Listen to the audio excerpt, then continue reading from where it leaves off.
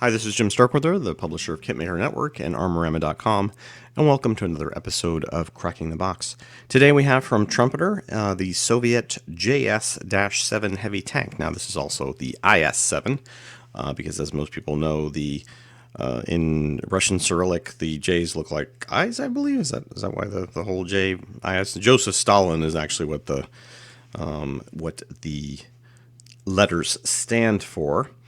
And basically, this is a Soviet prototype or a design. I'm not sure if it was ever actually. I think they were actually made. I'm not really 100% sure of that, to be honest. I do know that this tank features heavily as a Tier 10 tank in World of Tanks. So yes, we have another World of Tanks tank. But obviously, it shares the IS-3's pike nose design. There were several of these, like the IS-8, for example, is also in the game, but the IS-3, IS-8, and IS-7 are definitely all featured heavily. This is a 1/35th scale kit. It is 319 millimeters in length and 100 millimeters in width, and has about 390 plus parts. It is kit number 5586 or 05586 in the Trumpeter catalog. Let's go ahead and crack her open. So we've got, right off we see instruction manual here, a promo piece inserted, which includes some kits that we recently got, like the Dolphin and the Zulu Destroyer. We did not get the M1082L MTVT yet. Is that just the trailer? Or is that with the truck and the trailer? Can't tell. And of course, that's the Soviet tank. So we'll take a look at the instructions a bit later. So right off the bat, we can see we've got a sprue that includes the two-piece barrel, so half and half type barrel with a looks like a couple of different muzzle brake options down here, mantlet and other detail parts, some of the side armor and so forth. The production quality looks good as normal with recent Trumpeter releases. Not a lot of super detail on some of these parts. The problem with, I think, some of these design tanks are that, you know, they were never really used in combat, and to some degree some of the detail may be lax or missing because it just was in a design. So it looks like that has a nice, let me go ahead and get these out of here, a nice hull arrangement design with a lower hull, this piece, having all these torsion bar insert areas, I guess is what you would, at least what I would call them. Let's go ahead and take the upper hull out.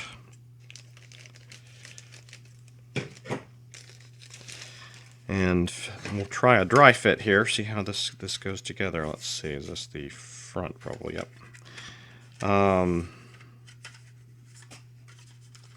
Looks like it just kind of, yeah, rests on top there.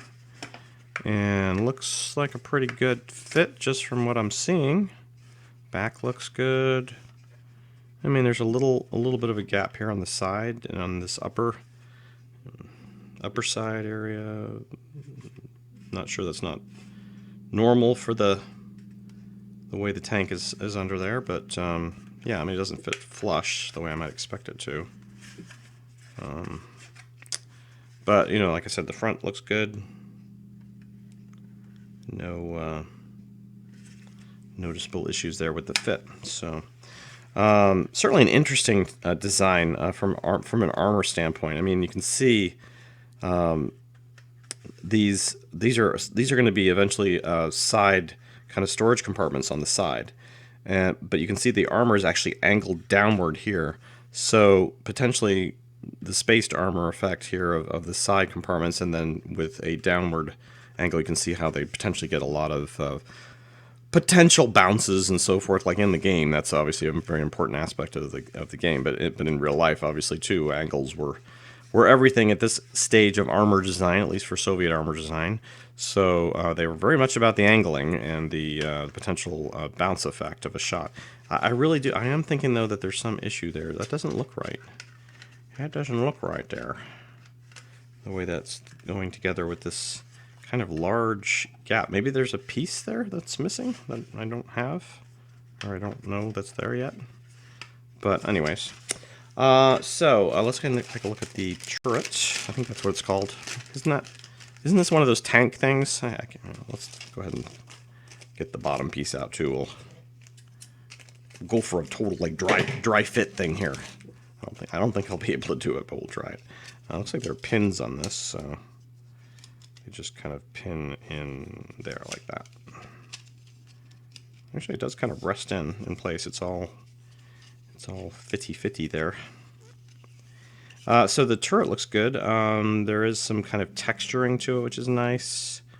Let's see if I can get that on the camera. No, it's not going to cooperate.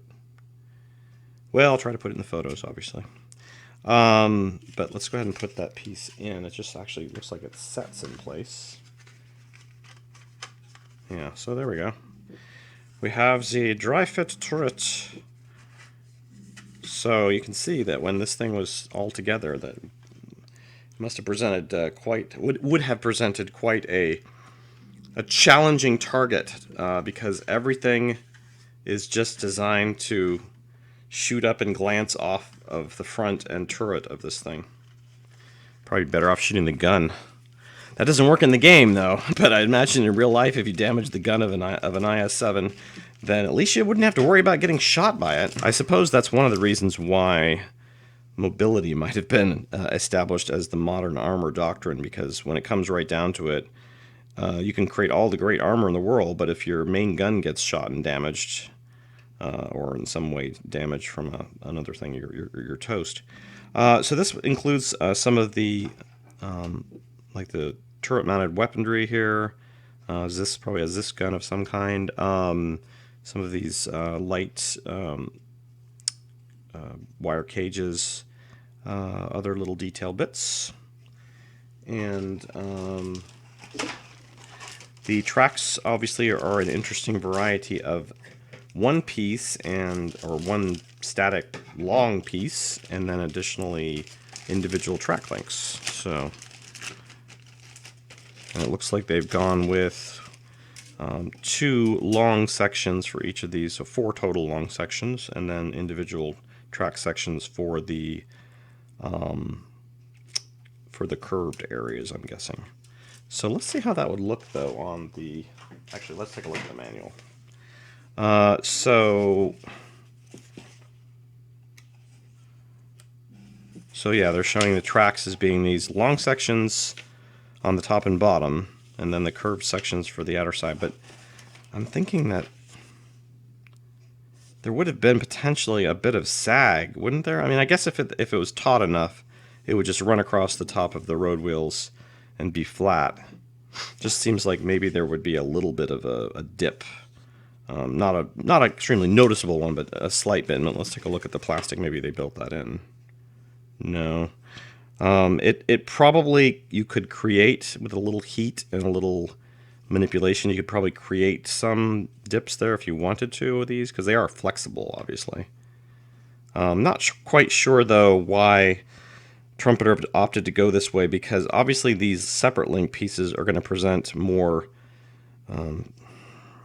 space to make them look like functional and real, whereas these long straight pieces, maybe they're trying to compromise between having to do so many links for a kit construction versus not. I don't know. Tell me how you feel about that in the comments section or in the forum. I'd be curious what people's feedback is about that. All right, speaking of the road wheels, here they are, and they look nice. Double-sided and lots of detail. And you can see, flipping it over, that it's a duplicated, looks like for the most part, duplicated. It's a slightly different cap area there, but most of the other detail is duplicated. And we have 2 of those, and then there's another one here with additional road wheels and additional parts. So not a lot of plastic in this kit, actually, when you come right down to it. Especially when you, I mean, 398 pieces, for example, what they quoted on the box, and that's, considering this does have some independent track links, that is not a lot. So here's some of the additional drive, idler, sprocket wheel things. Yeah. And that's a nice little round kind of slide molded piece there. I'm not sure what that is, but you can see it's got an opening on that side. And then this is also a two of these piece. Additionally, there's some clear plastic for commander visors, vision ports, and things like that.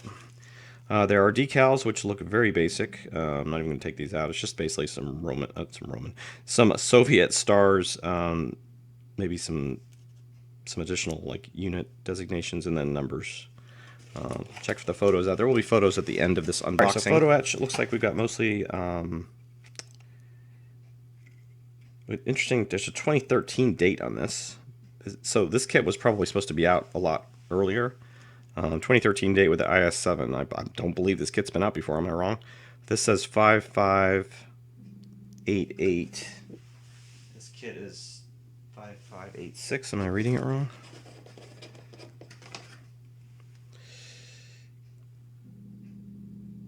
Oh no, 5586. All right, so this is the kit release. So apparently this kit has been in production for a long time. And then you can see some other little small detail pieces there, obviously.